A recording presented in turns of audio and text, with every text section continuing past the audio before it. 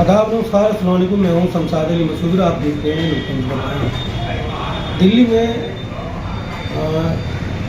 एक महीने से करीब SIR का कार्यक्रम चल रहा है। SIR के फार्म भरे जा रहे हैं, बड़ा जोर शोर से है, उसमें बहुत सारी खामियाँ हैं। इसी भी चर्चा के लिए हमारे साथ हैं मोहम्मद आकिब साहब, जो सुंदरनी कब्रिस्तान के अध्यक्ष भी हैं और सोशल वर्कर हैं, जो लगातार लोगों के साथ बीच में काम करते रहते हैं, अलग अलग खिदमत देते हैं। तो हम इनसे जानेंगे जिस तरह से SIR के फार्म भरे जा रहे हैं, किस तरह की दिक्कत आ रही है समाज में, क्योंकि ये डोर टू डोर जाते हैं, लोगों से मिलते हैं और कई तरह से लोगों की मदद भी करते हैं। अकील साहब, SIR का काम चल रहा है पिछले 20 दिन से और लगातार लोग फार्म भरे, लेकिन लोगों की परेशानी बहुत सारी। तो किस तरह की परेशानियाँ हैं? सबसे पहले तो शमशाद भाई, मैं आपको बता दूँ, जब SIR चालू हो तो SIR को लेकर लोगों में खौफ सा है कि अगर हमारा नाम SIR में नहीं आया, वोटर लिस्ट में नहीं आया, तो हमारा होगा क्या।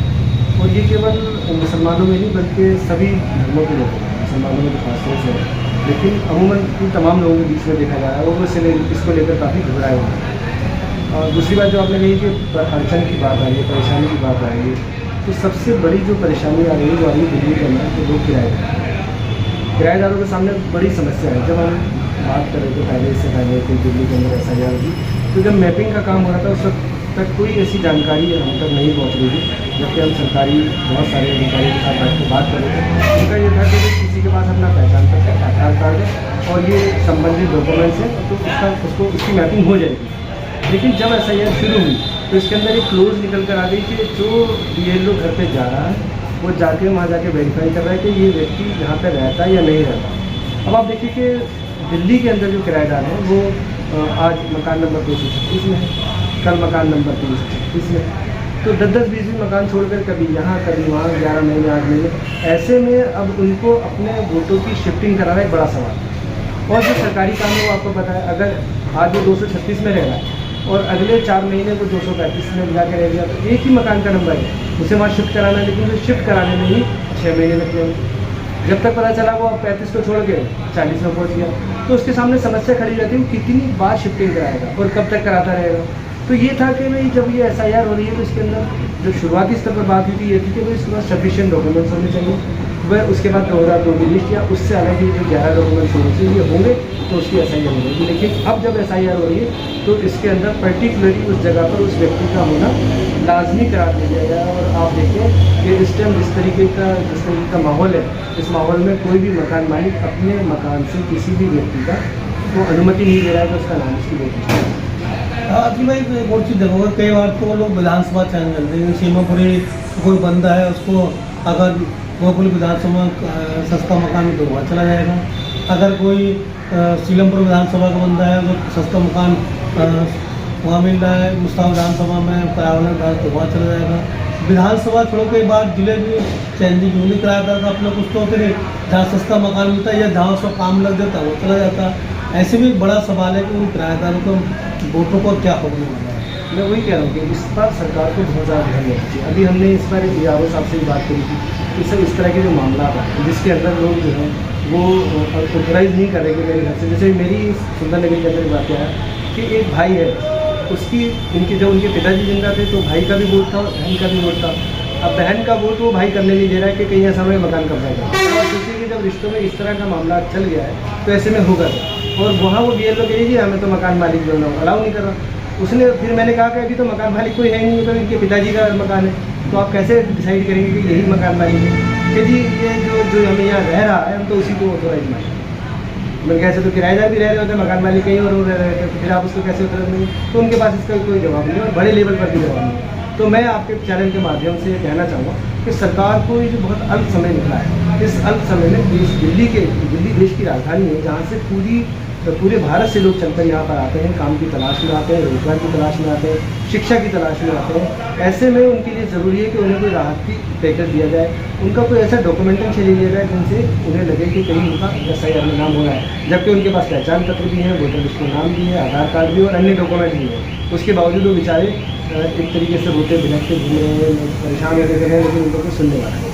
अच्छा, एक और सवाल है कि अभी समय की बात की तो समय अभी सरकार ने 8 दिन बढ़ाया है, जो कि 30 जुलाई तक बढ़ जाने थे, वो 8 अगस्त कर दिया सरकार ने बढ़ाया। तो देखिए ये जो समय बढ़ाया है इसमें तो आप देखिए अभी जो BLO है वो BLO ही अभी घर घर तक नहीं पहुंच पाए हैं। जैसे आप देखिए कहीं सीधे सीधे रास्ते हैं तो वहाँ BLO पहुंच गए हैं, लेकिन किसी आप BLO को देखिए किसी का बच्चा बीमार है, किसी को कोई परेशानी है, तो अभी तो BLO सीधे सीधे फॉर्म का डिस्ट्रीब्यूशन तक नहीं कर पाए। जमा करने की तो बात बहुत दूर है, जब वो ठीक से डिस्ट्रीब्यूशन ही नहीं कर पाए तो आप अंदाज़ा लगाइए कि क्या वो समय पे ले सकेंगे। और उसमें भी केवल 8 दिन का समय भरना, 8 दिन का समय लेना। अब आप देखिए कि जो समस्या है वो समस्या ये है कि इस मकान के अंदर मान लो 20 लोग रह रहे थे, उन 20 लोगों को जाके वो फॉर्म देना, अब वो 20 मौके पे मौजूद नहीं है, उनमें ऑब्जेक्शन होता है कि जी ये मेरा नहीं है, ये तुम्हारा है। कई बार नामों में दिक्कत आती है कि वहाँ पे नाजिया नाम का शाजिया नाम उनका आ रहा है, वो कह रहे शाजिया तो हमारा कोई है नहीं। फिर बाद में आया कि नाजिया जो है वो शाजिया जो है नाजिया हो गई है, तो कह रहे नहीं ये हमारा फार्म।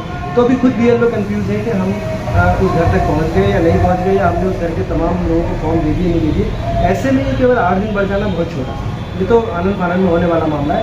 अभी दिल्ली के अंदर कोई चुनाव नहीं है तो इतनी जल्दी ये इस पर आयतों को नहीं बचा लीजिए, बल्कि BLO को और समय देना चाहिए, लोगों को और समय देना चाहिए। लोग फार्म भरते में डर रहे हैं, जब वो फार्म फिल कर रहे हैं उन्हें लग रहा है कि गलत जानकारी ना हो जाए। 3-3 4-4 फार्म भर रहे हैं, BLO से भरवा रहे हैं, उसके बावजूद भी हमारे जैसे लोगों से आगे पूछ रहे हैं कि बताइए ये फॉर्म ठीक भरा गया, मेरे 2002 की लिस्ट में नाम था, 2003 की लिस्ट में नाम था। तो एक बड़ा मसला है। जैसे आपको बता दूँ, आपके साथ संज्ञान में ना हो, जानकारी में ना हो, यूपी के अंदर जो 2003 की वोट लिस्ट है वो लिस्ट है हिंदी में।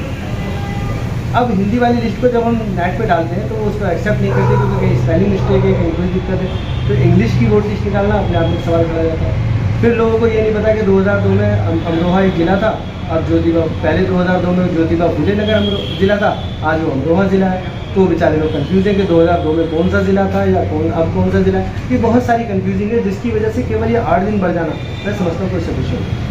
अच्छा, सरकार ने जल्दी काम निपटाने के लिए तमाम स्कूल के टीचर लगाए हैं, और जो BLO 3 नॉमिनेट पहले से निर्वाचन आयोग में उसके बाकी भी बहुत सारे BLO बनाए हैं।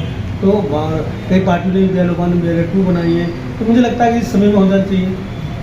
देखिए हमारे देश में तो वैसे ही शिक्षकों की बहुत कमी है, और जो एजुकेशन का स्तर है वो लगातार गिरता जा रहा है। ऐसे में शिक्षकों को इस काम में लगा देना एक बहुत बड़ा मसला, पूरे जो बच्चे हैं उनके भविष्य के साथ खिलवाड़ है। तो सरकार को इस तरफ ध्यान देना चाहिए था कि शिक्षकों को तो कम से कम इसमें नहीं लगाना चाहिए। लेकिन होता क्या है, कोई भी काम आता है बेचारे शिक्षकों पर ही गाज गिरती है।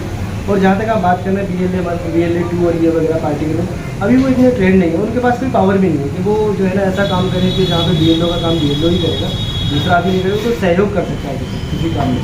तो ये चीज़ ठीक नहीं है, इसमें और डिपार्टमेंट के लोगों को भी शामिल करना चाहिए और जगह से भी लोग लेने चाहिए थे, ताकि इसकी तादाद और बढ़े। एक अच्छा कदम उठाया है ऑनलाइन वाला, कि ऑनलाइन भी भर सकते हैं, तो BLO की पावर कम हो रही है, उसका काम कम होगा, लेकिन लास्ट में उसे वेरीफाई BLO को ही करना है, तो उसमें उसका काम बढ़ गया। अगर ऑनलाइन का था तो ऑनलाइन का ही देते कि वो फाइनल फुल एंड फाइनल वहीं से सब कुछ हो जाता है, बाद सबमिट हो जाता है, तो मान लिया जाता है कि सफिशिएंट हो गया। इनकेस अगर उसमें कुछ लग रहा तो बाकायदा डिपार्टमेंट की तरफ से कोई ऑब्जेक्शन आया था जिसे रिलीज़ कर देते, जैसे ऑफलाइन में ऑब्जेक्शन आ रहा। अभी भी देखा गया कि बहुत सारे जो SIR के फार्म जमा करने हैं उसके साथ कोई ID की बाध्यता नहीं है, लेकिन बहुत सारे BLO जो है वो लोगों से Aadhaar card, PAN card, bank account या और कोई सारे डॉक्यूमेंट ले रहे हैं, जिससे कि लोगों को दिक्कतें हो रही है। कई जगह मना कर रहे हैं तो फार्म भी एक्सेप्ट नहीं कर रहे। ऐसे BLO के बारे में क्या कहना चाहिए? हाँ, मैं बता रहा हूँ कि ऐसे BLO शायद पूरी चीज़ ट्रेंड नहीं है, सरकार की तरफ से इस तरह का कोई मामला नहीं है, केवल फार्म ही जाएगा और उसमें ये जानकारी जानी चाहिए कि भाई ये 2002 या 2003 में किस जगह पे या इनके परिवार में से किसका नाम किस जगह पर था। इस तरह की वो जानकारी अगर फुलफिल कर देते तो केवल फार्म ही होगा। लेकिन ये बात बिल्कुल ठीक है, बहुत सारे BLO इस तरह की बातें कर रहे हैं। वो बहुत सारे लोग वो 11 डॉक्यूमेंट सरकार ने अलाउ करा, वो सोचते हैं 11 की 11 ही देंगे, आपको देना चाहिए। और कुछ BLO बाकायदा फार्म पर साइन ही करके नहीं देंगे, जिससे लोग अपना फार्म दे रहे तो वो असमंजस देते क्या हमने तो फार्म दिया है, अभी फार्म हमारा जमा भी हुआ है नहीं, तो BLO इसको साइन तो करे नहीं। तो बात बिल्कुल ठीक कह रहे हैं, अभी सरकार को बुला के और ट्रेन करना चाहिए और बताना चाहिए, और ऐसे BLO के खिलाफ एक्शन तो नहीं, लेकिन उन्हें समझाना चाहिए कि इस तरह के काम आए और कोई डॉक्यूमेंट की जरूरत नहीं है।